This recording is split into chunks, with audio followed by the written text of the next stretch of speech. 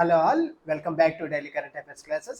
ఈరోజు మనం 12th October యొక్క ఎంటైర్ కరెంట్ అఫైర్స్ను డిస్కస్ చేద్దాం. ఈ పీడిఎఫ్ను బోత్ ఇంగ్లీష్ అండ్ తెలుగు మీడియాలో వీడియో కింద డిస్క్రిప్షన్లో యాప్ లింక్ ఇవ్వడం జరిగింది. ఈ యాప్లో మనం డైలీ కరెంట్ అఫైర్స్ యొక్క పీడిఎఫ్ను బోత్ ఇంగ్లీష్ అండ్ తెలుగు మీడియాలో అప్లోడ్ చేయడం జరుగుతుంది. వీటితో పాటుగా మనము ఈ డైలీ కరెంట్ అఫైర్స్ రిలేటెడ్గా 10 ప్రాక్టీస్ బిట్స్ను కూడా ఈ యాప్లో ఫ్రీగానే ప్రొవైడ్ చేయడం జరుగుతుంది. ఈ ప్రాక్టీస్ బిట్స్తో పాటు ఈ పీడిఎఫ్స్ను కూడా యాప్లో ఫ్రీగానే ప్రొవైడ్ చేయడం జరుగుతుంది. ఈరోజు మన క్లాస్ని డిస్కస్ చేసే ముందుగా ఎస్టర్డే కరెంట్ అఫైర్స్ని క్విక్గా రివిజన్ చేసుకుందాం. ఎస్టర్డే మనము వరల్డ్ కన్జర్వేషన్ కాంగ్రెస్ గురించి డిస్కస్ చేయడం జరిగింది. ఈ ప్రపంచ పరిరక్షణ కాంగ్రెస్లో భారతదేశం అనేది జాతీయ రెడ్ లిస్ట్ రోడ్ మ్యాప్ మరియు విజన్ 2025-2030ను విడుదల చేయడం జరిగింది. ఓకే, ఈ వరల్డ్ కన్జర్వేషన్ కాంగ్రెస్లో భారతదేశం అనేది రెడ్ లిస్ట్కి రిలేటెడ్గా ఒక రోడ్ మ్యాప్ను విడుదల చేయడం జరిగింది. మన ఎగ్జామ్ పర్స్పెక్టివ్లో ఇక్కడ మనకి ఈ ఐయుసిఎన్ అనేది చాలా ఇంపార్టెంట్. ఐయుసిఎన్ ఫుల్ ఫామ్ ఏమిటి అంటే international union for conservation of nature. International union for conservation of nature. యాక్చువల్గా ఈ సమావేశం అనేది ప్రతి 4 సంవత్సరాలకు ఒకసారి జరుగుతుంది. ఈ ఇయర్కి గాని థీమ్ ఏమిటి అంటే powering transformative conservation. Powering transformative conservation. Next, డిఫెన్స్కి రిలేటెడ్గా ఉన్న డ్రోన్స్ను అబ్జర్వ్ చేస్తే తాజాగా సాక్ష్యం డ్రోన్ను ఇండియన్ ఆర్మీ అనేది సేకరణను ప్రారంభించడం జరిగింది. ఓకే, ఈ సాక్ష్యం డ్రోన్ను ఇండియన్ ఆర్మీ అనేది బిఈఎల్ భారత్ ఎలక్ట్రానిక్స్ లిమిటెడ్ నుండి కొనుగోలు చేయడం జరిగింది. ఓకే, ఇక్కడ మన ఎగ్జామ్ పర్స్పెక్టివ్లో ఇక్కడ ఈ సాక్ష్యం డ్రోన్ను ఎవరు అభివృద్ధి చేయడం జరుగుతుంది అంటే భారత్ ఎలక్ట్రానిక్స్ లిమిటెడ్ వాళ్ళు వీటిని అభివృద్ధి చేయడం జరుగుతుంది. తాజాగా ఇండియన్ ఆర్మీ ఈ దేశీయంగా అభివృద్ధి చేసిన ఈ సాక్ష్యం డ్రోన్ను కొనుగోలు చేయడం అంటే సేకరణ అనేది ప్రారంభించడం జరిగింది. మన ఎగ్జామ్ పర్స్పెక్టివ్లో ఇక్కడ వీటిని ఎవరు అభివృద్ధి చేశారనేది మనకు చాలా ఇంపార్టెంట్. సాక్ష్యం ఫుల్ ఫామ్ అబ్జర్వ్ చేస్తే situational awareness for kinetic soft and hard kill asset management. Next, gobi ఎడారిలో చైనా తాజాగా ప్రపంచంలోనే మొట్టమొదటి సౌర థర్మల్ పవర్ ప్లాంట్ను ఏర్పాటు చేయడం జరిగింది. ఓకే, ప్రపంచంలోనే మొట్టమొదటి సౌర థర్మల్ పవర్ ప్లాంట్ను చైనా ఎక్కడ ప్రారంభించింది అంటే గోబీ ఎడారిలో ప్రారంభించడం జరిగింది.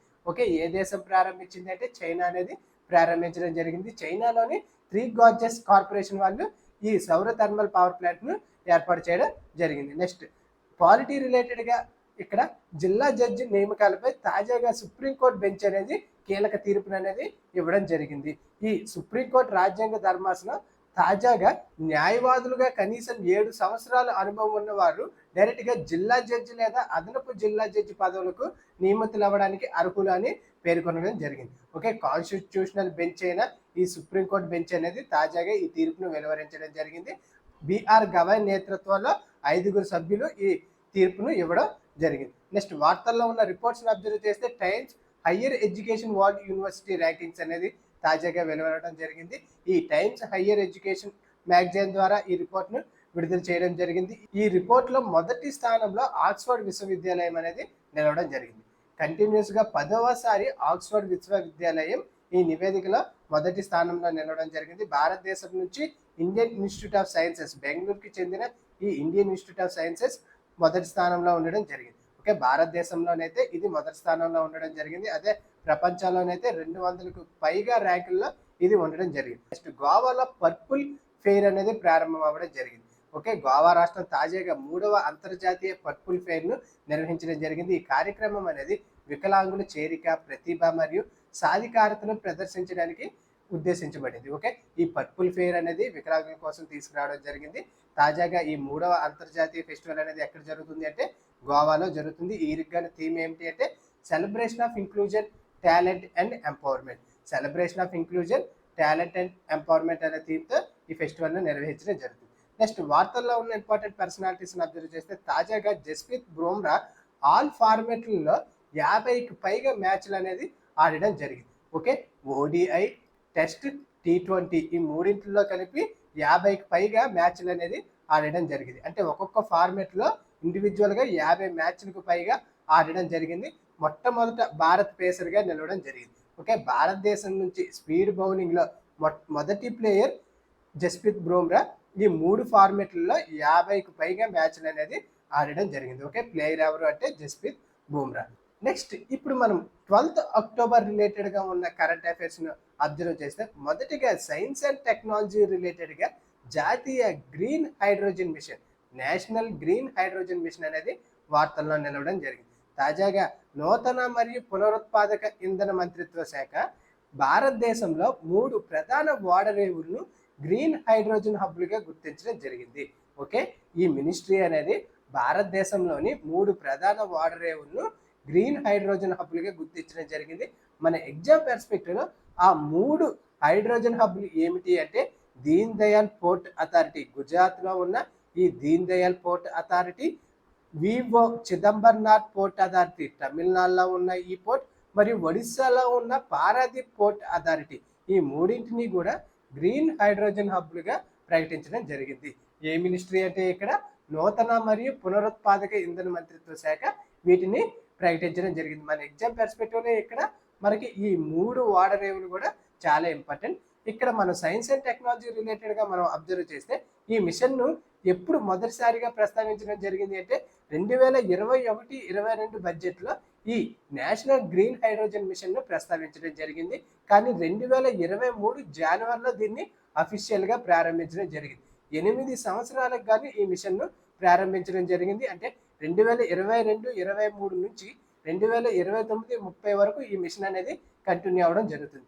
అంటే 8 సంవత్సరాల కోసం ఈ మిషన్ని అరౌండ్ 19,000కు పైగా కోట్లను కేటాయించడం జరిగింది. ఓకే, 19,744 కోట్లను ఈ మిషన్ కోసం కేంద్రం అనేది కేటాయింపు అనేది చేయడం జరిగింది. ఈ బడ్జెట్లో అధికంగా SIGHT strategic intervention for green hydrogen transition, okay, ఈ సైట్ కోసం అరౌండ్ 17,000 కోట్లను కేటాయించడం జరిగింది. ఓకే, ఈ గ్రీన్ హైడ్రోజన్ మిషన్లో భాగంగా ఈ సైట్ని తీసుకురావడం జరిగింది.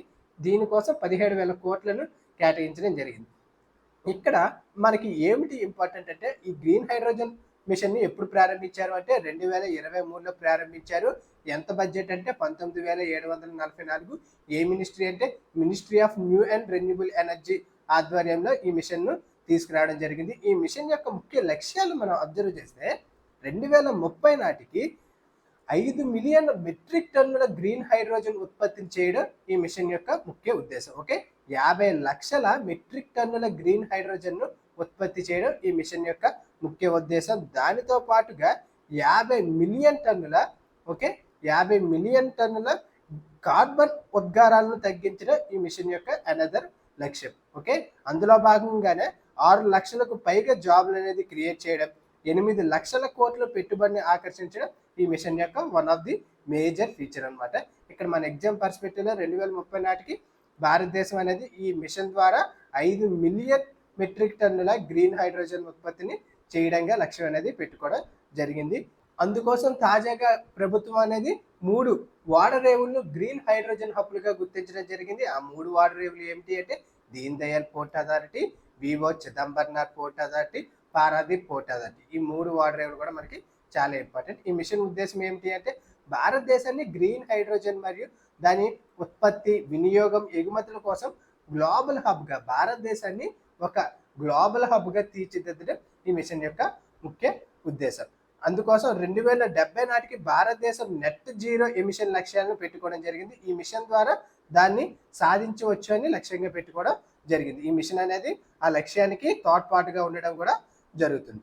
నెక్స్ట్ వార్తల్లో ఉన్న ఇంపార్టెంట్ అవార్డ్స్ను మనం అబ్జర్వ్ చేస్తే తాజాగా శాస్త్ర రామానుజన్ అవార్డ్స్ అనేది వార్తల్లో నిలవడం జరిగింది. ఓకే, యుఎస్ఏకు చెందిన doctor Alexander Smith, okay, doctor Alexander Smith ఈ శాస్త్ర రామానుజన్ అవార్డును గెలుచుకోవడం జరిగింది. Doctor Alexander Smith north west university, United states of అమెరికాకి చెందిన ఈ అలెగ్జాండర్ స్మిత్ శాస్త్ర రామానుజ అవార్డును గెలుచుకోవడం జరిగింది. ఇక్కడ పర్టికులర్గా మనం ఈ శాస్త్ర రామానుజ అవార్డును అబ్జర్వ్ చేస్తే దీన్ని ఎప్పుడు స్థాపించారు అంటే 2005లో దీన్ని స్థాపించడం జరిగింది. దీన్ని ఏ సంస్థ ప్రదానం చేయడం జరుగుతుంది అంటే తమిళనాడుకు చెందిన శాస్త్ర విశ్వవిద్యాలయం వాళ్ళు ఈ అవార్డును ప్రజెంట్ చేయడం జరుగుతుంది. ఓకే, ఇప్పుడు బహుమతి చేసిన ఈ అవార్డును డిసెంబర్ 22న అఫీషియల్గా ఇవ్వడం జరుగుతుంది. ఓకే, తమిళనాడులో ఒక సమ్మిట్గా ఏర్పాటు చేసి ఈ బహుమతిని బహుకరించడం జరుగుతుంది. ఆ రోజున రామానుజన్ జయంతి. ఓకే, డిసెంబర్ 22న రామానుజన్ జయంతి సందర్భంగా ఈ అవార్డును ఇవ్వడం జరుగుతుంది. 2025 కానీ ఈ అవార్డుని ఎవరు గెలుచుకోవడం జరిగింది అంటే యుఎస్ఏకు చెందిన డాక్టర్ అలెగ్జాండర్ స్మిత్ గారు గెలుచుకోవడం జరిగింది. ఈ అవార్డును గెలుచుకోవడానికి ముఖ్యమైన అర్హతలు మనం అబ్జర్వ్ చేస్తే 32 సంవత్సరాల కంటే తక్కువ వయసు అనేది ఉండాలి. అతను గణిత శాస్త్రవేత్త అయ్యి ఉండాలి. ఓకే, 32 సంవత్సరాల కంటే తక్కువ ఏజ్ అయ్యి ఉండాలి. అతను గణిత శాస్త్రవేత్త అయ్యి ఉండాలి. బహుమతిగా అరౌండ్ $10,000 అందించడం జరుగుతుంది. ఓకే, బహుమతిగా అరౌండ్ $10,000 అందించడం జరుగుతుంది. ప్రపంచవ్యాప్తంగా గణిత రంగంలో విశిష్టత పొందిన వారికి ఈ అవార్డును బహుకరించడం జరుగుతుంది. ఈ అవార్డుని ఎవరు గెలుచుకున్నారంటే డాక్టర్ అలెగ్జాండర్ స్మిత్ గెలుచుకోవడం జరిగింది. నెక్స్ట్ వార్తల్లో ఉన్న స్పోర్ట్స్ రిలేటెడ్గా ఉన్న అంశాలను అబ్జర్వ్ చేస్తే BWF ప్రపంచ జూనియర్ మిక్స్డ్ టీమ్ ఛాంపియన్షిప్ అనేది కంప్లీట్ అవ్వడం జరిగింది. ఈ ఛాంపియన్షిప్లో భారతదేశం అనేది తొలిసారిగా కాంస్య పథకం అనేది గెలుచుకోవడం జరిగింది. ఓకే, ఈ జూనియర్ మిక్స్డ్ టీమ్ ఛాంపియన్షిప్లో భారతదేశం అనేది తొలిసారిగా కాంస్య పథకం అనేది గెలుచుకోవడం జరిగింది. ఈ ఛాంపియన్షిప్ అనేది ఎక్కడ జరిగింది అంటే భారతదేశంలోని గౌహతిలో ఈ ఛాంపియన్షిప్ అనేది జరిగింది. ఓకే, ఈ ప్రపంచ జూనియర్ మిక్స్డ్ టీమ్ ఛాంపియన్షిప్ అనేది ఎక్కడ జరిగింది అంటే 2025 గాను భారతదేశంలో గౌహతి, అస్సాం క్యాపిటల్ అయిన గౌహతిలో ఇది జరిగింది. భారతదేశం ఈ ఈవెంట్ విభాగంలో తొలిసారిగా పతాకం అనేది సాధించడం జరిగింది. సెమీఫైనల్లో ఇండోనేషియా చేతిలో ఓడిపోయి కాంస్య పతాకాన్ని గెలుచుకోవడం జరిగింది. ఓకే, సెమీఫైనల్లో ఏ దేశం చేతిలో ఓడిపోయిందంటే ఇండోనేషియా చేతిలో ఓడిపోయి కాంస్య పథకాన్ని పర్టికులర్గా ఇక్కడ గెలుచుకోవడం జరిగింది. ఓకే, BWF ప్రపంచ జూనియర్ మిక్స్డ్ టీమ్ ఛాంపియన్షిప్లో భారతదేశం అనేది కాంస్య పథకం గెలుచుకోవడం జరిగింది. నెక్స్ట్ వార్తల్లో ఉన్న ఇంపార్టెంట్ పర్సనాలిటీస్ని మనం అబ్జర్వ్ చేస్తే తాజాగా మనకి మెంటల్ హెల్త్ డేను జరుపుకోవడం జరిగింది. ఓకే, అక్టోబర్ 10th రోజున మనం మెంటల్ హెల్త్ డేని అబ్జర్వ్ చేయడం జరిగింది. ఈ మెంటల్ హెల్త్ డే థీమ్ ఏమిటి అంటే access to service mental health in catastrophes and emergencies. Okay, access to services mental health in catastrophes and emergencies అనే థీమ్తో ఈ డేని జరుపుకోవడం జరిగింది. తాజాగా కేంద్ర ఆరోగ్య మరియు కుటుంబ సంక్షేమ మంత్రిత్వ శాఖ దీపికా పదుకొనే గారిని ఈ మెంటల్ హెల్త్కు బ్రాండ్ అంబాసిడర్గా ప్రకటించడం జరిగింది. ఓకే, భారతదేశపు మొట్టమొదటి మానసిక ఆరోగ్య రాయబారిగా దీపికా పదుకొనేను అనౌన్స్ చేయడం జరిగింది. ఓకే, దీనికి బ్రాండ్ అంబాసిడర్గా ఎవరు ఉండడం జరుగుతుంది అంటే ఈ మెంటల్ హెల్త్కు దీపికా పదుకొనే గారు అంబాసిడర్, ఒక రాయబారిగా ఉండడం జరుగుతుంది. మన ఎగ్జామ్ పర్స్పెక్టివ్లో ఈ పర్సనాలిటీస్ అండ్ బ్రాండ్ అంబాసిడర్ ఇవి చాలా ఇంపార్టెంట్. ఓకే, నెక్స్ట్ ఇంకొక బ్రాండ్ అంబాసిడర్ మనం అబ్జర్వ్ చేస్తే భారతదేశంలో ఇంగ్లీష్ ప్రీమియర్ లీగ్ బ్రాండ్ అంబాసిడర్గా సంజు శాంసన్ను అపాయింట్ చేయడం జరిగింది. ఓకే, సంజు శాంసన్ను భారతదేశంలో ఇంగ్లీష్ ప్రీమియర్ లీగ్ బ్రాండ్ అంబాసిడర్గా అపాయింట్ చేయడం జరిగింది. ఓకే, ఇక్కడ మన ఎగ్జామ్ పర్స్పెక్టివ్లో ఏ క్రికెటర్ను బ్రాండ్ అంబాసిడర్గా ఇక్కడ అపాయింట్ చేయడం జరిగింది అంటే సంజు శాంసన్ను ఇక్కడ ఇంగ్లీష్ ప్రీమియర్ లీగ్ బ్రాండ్ అంబాసిడర్గా అపాయింట్ చేయడం జరిగింది. భారతదేశంలో ఫుట్బాల్ ప్రాచుర్యాన్ని మరియు అభిమాన వర్గానికి ఇది విస్తరించడం కోసం క్రికెట్ నుంచి ఈ సంజు శాంసన్ని ఇక్కడ సెలెక్ట్ చేయడం జరిగింది. ఓకే, ఈ సంజు శాంసన్ని బ్రాండ్ అంబాసిడర్గా అపాయింట్ చేయడం జరిగింది. ఇది మొదటిసారిగా ఒక భారత్ క్రికెటర్ను ఈపీఎల్లో అంటే ఈ ఇంగ్లీష్ ప్రీమియర్ లీగ్లో ఒక బ్రాండ్ అంబాసిడర్గా ఎంపిక చేయడం జరిగింది. క్రికెటర్ నుంచి మొదటిసారిగా ఈ బ్రాండ్ అంబాసిడర్గా ఎంపిక చేయడం జరిగింది. అతని నేమ్ ఏమిటి అంటే సంజు శాంసన్. నెక్స్ట్ వార్తల్లో ఉన్న ఇంపార్టెంట్ బుక్స్ని మనం అబ్జర్వ్ చేస్తే మైనే క్యాన్సర్ కో జీత్ లియా అనే బుక్ను ఎవరు రచించడం జరిగింది అంటే డాక్టర్ పి విజయ ఆనంద్ రెడ్డి గారు ఈ బుక్ను రచించడం జరిగింది. మైనే క్యాన్సర్ కో జీత్ లియే అనే బుక్ను ఎవరు రచించడం జరిగింది అంటే డాక్టర్ పి విజయ ఆనంద్ రెడ్డి గారు ఈ బుక్ను రచించడం జరిగింది. ఈ బుక్ను ఎవరు ఆవిష్కరించారు అంటే కేంద్ర మంత్రి జి కిషన్ రెడ్డి గారు ఈ బుక్ను న్యూఢిల్లీలో ఆవిష్కరించడం జరిగింది.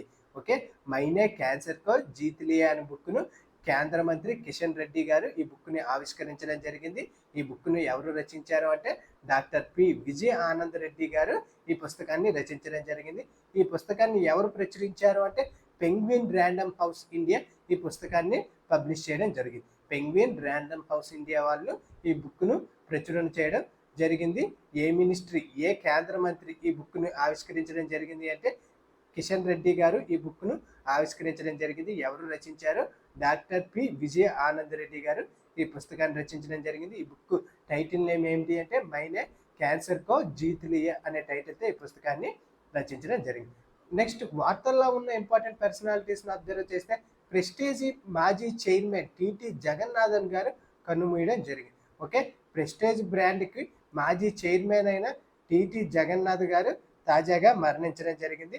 యాక్చువల్గా టిటి జగన్నాథ్ గారు ఈ ప్రెస్టేజ్ ప్రైవేట్ లిమిటెడ్ను ఎప్పుడు స్థాపించడం జరిగింది అంటే అరౌండ్ 1955లో దీన్ని స్థాపించడం జరిగింది. ఓకే, టిటి జగన్నాథన్ గారు స్థాపించడం జరిగింది. తాజాగా 82 సంవత్సరాల్లో ఇతను మరణించడం జరిగింది. ఈ ప్రెస్టేజ్ అనేది మనకి కిచెన్లో ఉపయోగించే టూల్స్ అన్నిటిని కూడా అభివృద్ధి చేయడం జరుగుతుంది. ఓకే, కిచెన్లో ఉపయోగించే వాటిని ఈ ప్రెస్టేజ్ అనేది అభివృద్ధి చేయడం జరుగుతుంది. ఇతన్ని ది కిచెన్ మొగల్గా పిలవడం జరుగుతుంది. ఈ టిటి జగన్నాథ్ గారిని మనం జనరల్గా ది కిచెన్ మొగల్గా పిలవడం జరుగుతుంది. తాజాగా ఈ టిటి జగన్నాథన్ గారు మరణించడం జరిగింది. మన ఎగ్జామ్ పర్స్పెక్టివ్లో తాజాగా మరణించిన ఈ పర్సన్ ఏ రంగానికి చెందినంటే ప్రెస్టేజ్ ప్రైవేట్ లిమిటెడ్కి చెందిన మాజీ చైర్మన్ తాజాగా మరణించడం జరిగింది. అది ఫ్రెండ్స్ ఈరోజు వార్తల్లో ఉన్న ఎంటైర్ కరెంట్ అఫైర్స్. ఈ పీడిఎఫ్ను బోత్ ఇంగ్లీష్ అండ్ తెలుగు మీడియాలో వీడియో కింద డిస్క్రిప్షన్లో యాప్ లింక్ మరియు టెలిగ్రామ్ ఇవ్వడం జరిగింది. వీటిలో అప్లోడ్ చేయడం జరుగుతుంది. Thank you for watching.